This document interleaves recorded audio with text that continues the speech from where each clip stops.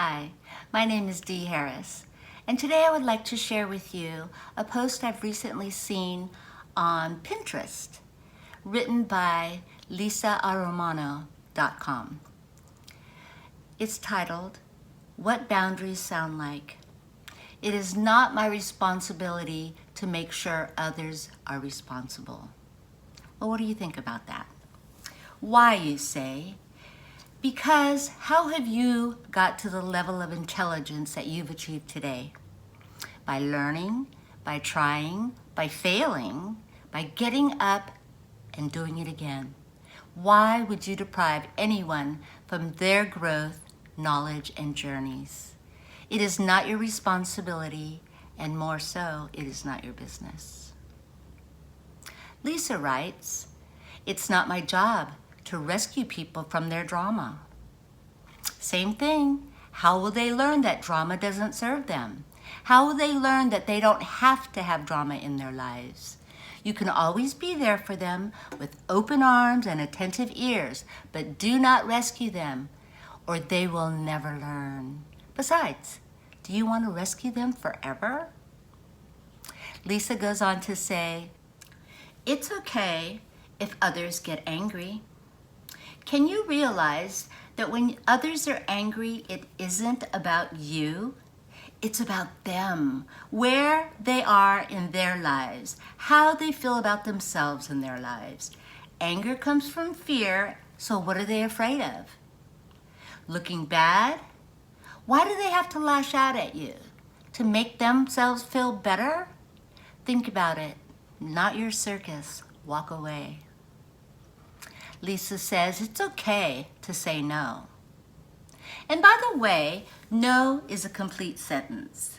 You have self-worth today, yeah? You are no longer the doormat. You are worthy of respect.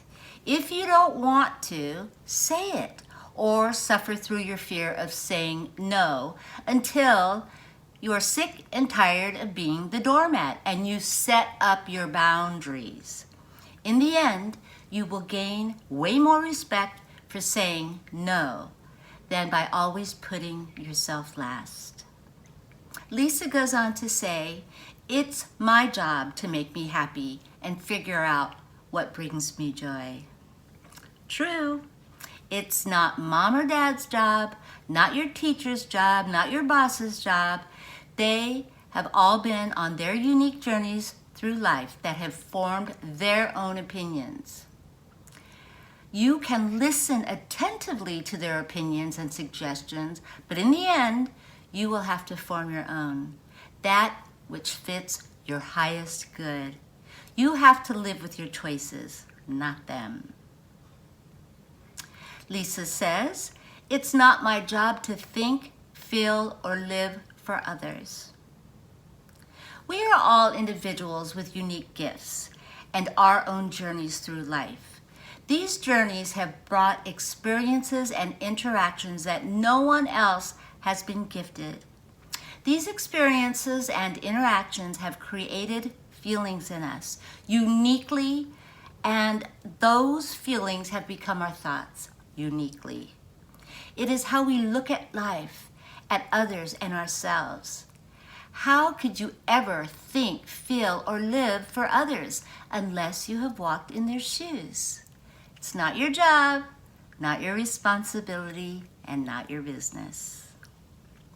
Lisa goes on to say, "I have a right to my feelings, no matter what anyone else feels about my feelings." Of course you do.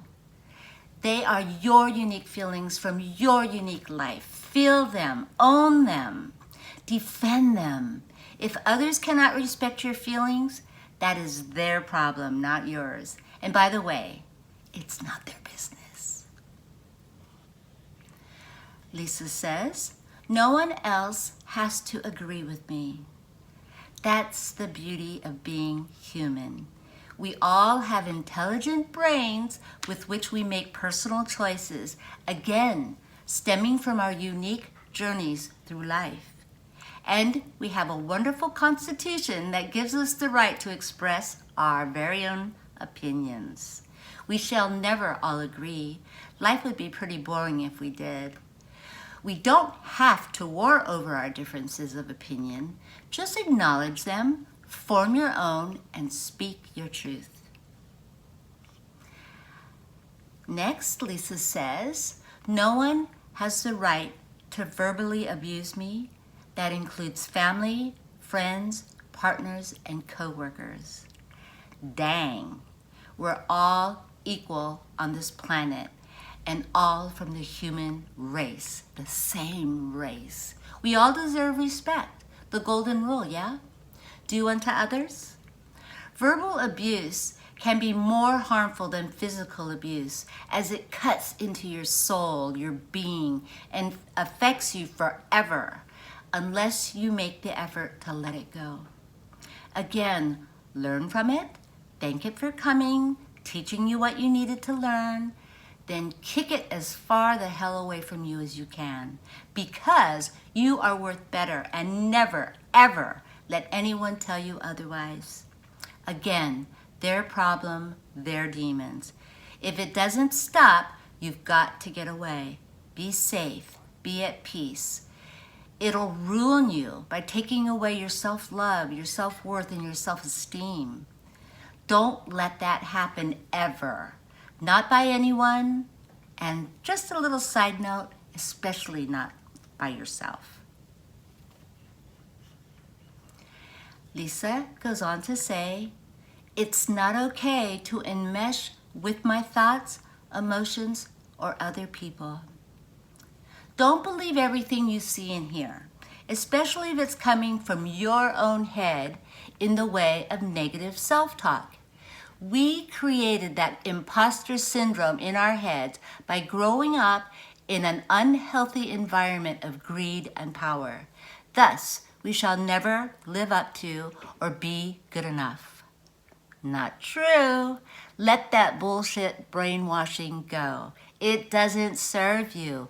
Live from your heart, your gut, your intuition. It never lies. Lisa says, it's okay to spend time alone without explaining myself. You are the boss of you and no one else. Not your partner, your kids, your family, your friends, or your boss. Keep it simple. I want to be alone today, period.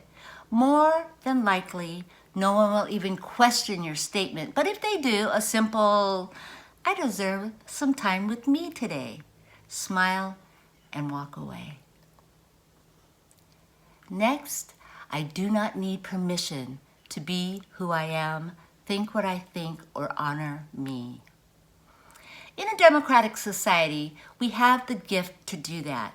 In other societies, they can do that in their heads, but they can't express it. Therefore, we're pretty lucky that we live in a free society to be who we are, hopefully, who you were meant to be. Again, that is your right, so never let anyone take that from you. Lisa goes on to say, other people have every right to not like me or disagree with me, but they do not have the right to disrespect me. How true. It seems there is an abundance of disrespect these days. Too many people on the planet bumping into each other, both parents working the rat race, leaving their children to teach themselves respect. It's not going to happen. The vicious cycle of parents coming from a home of disrespect and ego-centered, selfish lifestyles that seems cyclical? Who knows? It is what it is. But keep in mind, when someone does disagree with you, they can. And you know, that's their right. Freedom of speech. And you can disagree with them. It works both ways. But disrespect isn't part of our Bill of Rights. No one should disrespect you no matter what, but they will. At which time, you will calmly breathe, turn around, and walk away. Never allow yourself to lower yourself to their level of disrespect, or they win. You are better than that. Lisa says, I have a right to end draining conversations and relationships. Try to practice living with rigorous honesty. Try practicing that in your conversations. It does not have to be harsh or hurtful, but sincere and honest. Only you have control over what you allow in your life. Keeping negativity from your life will serve you the best. Just do your best. Don't be hard on yourself. Know the peace and freedom that you deserve. And lastly, Lisa writes, I know I am enough. I am doing my best.